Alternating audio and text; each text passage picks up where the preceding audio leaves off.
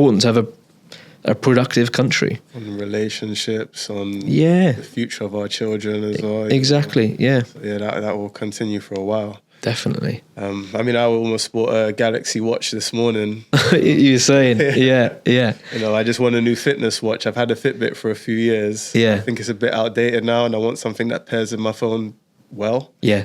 But because I only thought of the idea, well, I mean, I've noticed I've needed it for a while, but I only thought of the Galaxy Watch this morning. Yeah. And I looked at it, it was around 300 quid, and I thought, you know what? If I buy it now, it's impulsive. I can still count my calories, or, you know, when I'm exercising and so on, measure my heart rate on my old watch. So what I'm going to do is see if I still want it in a month's time. Yeah. And by doing that, I guess I can just save little bit by bit and put it aside and not feel so much leave my account all in one go. Yeah.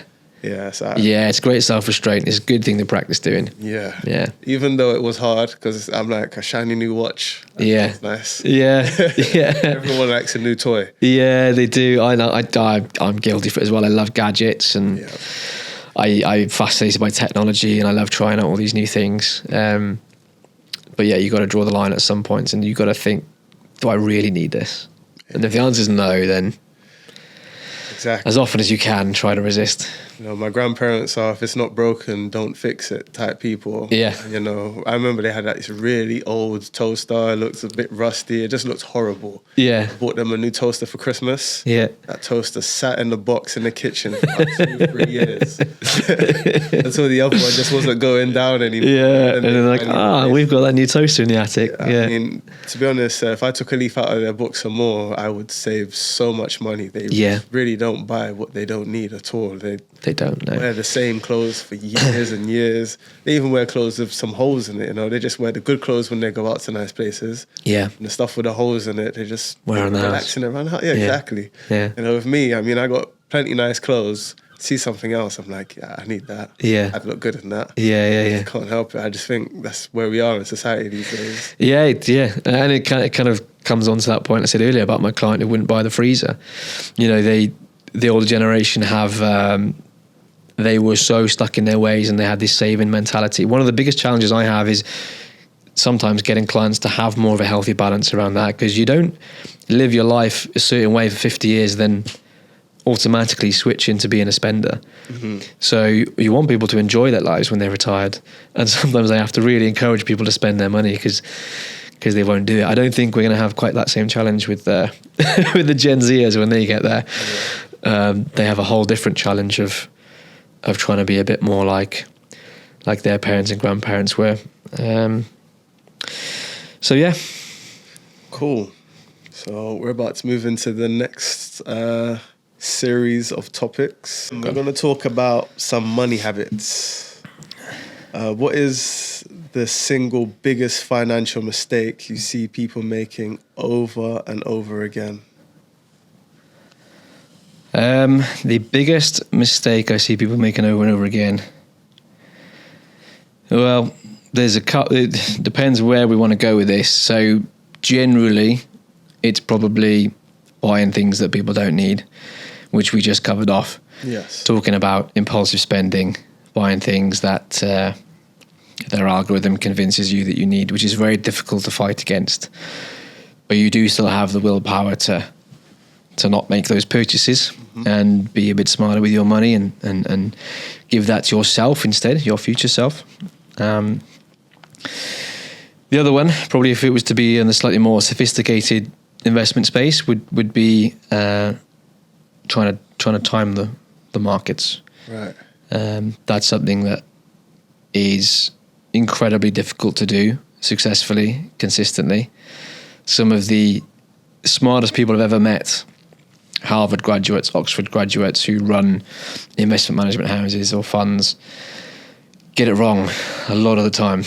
And they've got armies of researchers and analysts providing them data and information to make decisions on behalf of their clients, and they get it wrong. And there is, in some areas, you know, active investment and making proactive decisions within a portfolio can really benefit.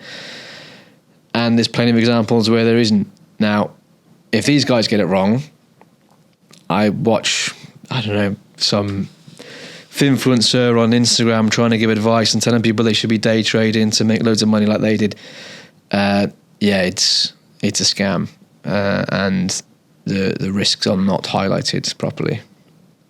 Okay. Speaking of influencers and scamming around day trading and stuff, a lot of these like seminars, pyramid type schemes pop up all over the place, where it will be one person speaking to a group of people who's already signed up to this platform that they say put in this much X amount of pounds and you'll get X amount back at the end of every month or something like that. Mm-hmm. And they usually get incentives for signing somebody else up to this scheme as well. Yeah. Have you ever heard of stuff like that before? Well, it sounds like a pyramid scheme. Yeah, exactly. Yeah. So, I mean, me as a semi-educated person, anytime I see just something with that sort of Trial. exactly. You know, I'm just like, no, thank you. Yeah. But, you know, they would always have people giving testimonials online and so on. And they're actually... And often really credible people, you know, people that you know or recognise. Exactly. And I'm thinking, because it then entices you a little bit, because you're like, well, if so-and-so did it and they're not losing money. Yep. So if someone's losing money, they wouldn't make that video.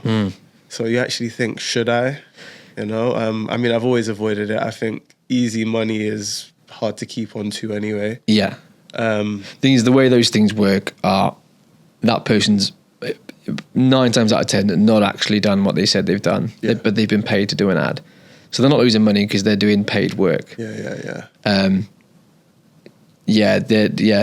have a massive problem with this, because it is rife, and I think it's something our industry needs to do better at, which is try and cut through some of that noise on social media, because for a long time we've always been quite wary around the use of social media to promote proper education, because it's such a highly regulated industry. But there are some really great individuals out there making some really fantastic content, which is counteracting some of this influencer noise, which some of the stats around where people get their advice from, and you know, how people think about influencers and their understanding of the advice that they're giving.